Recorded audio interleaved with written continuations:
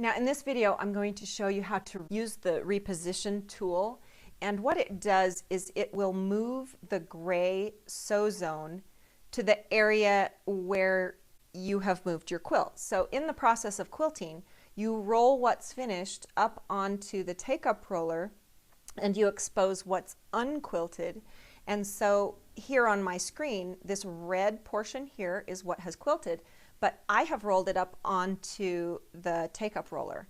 And so I need to make the screen match real life. And the process to do that is you click here on Reposition and you choose a point that is easy to locate on the portion that is already quilted.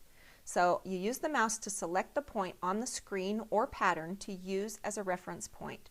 So I'm going to use this C right here. I like to choose a point that's in the middle of the quilt. I pick my point right here and I zoom in on it as close as I can get, and then I click right on that point and it places a marker.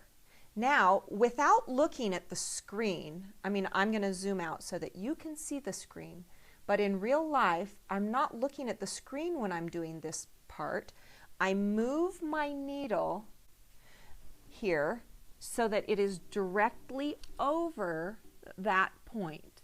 So while I'm not looking at the screen, this is what I see when I look at the quilt. My needle is directly over the point of that C.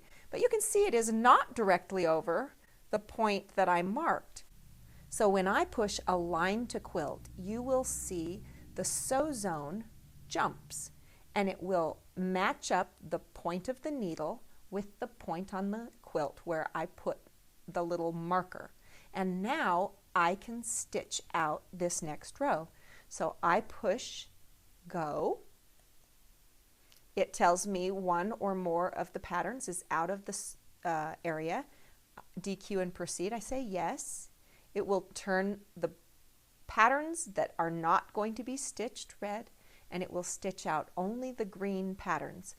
100% of the pattern must be in the sew zone or it will not stitch. So if anything turns red, you know it's because it's hanging over the edge, and you may need to do this process again. If you made a mistake and it doesn't look as it should, you can always just redo it. Now I'll click Continue and finish this quilt.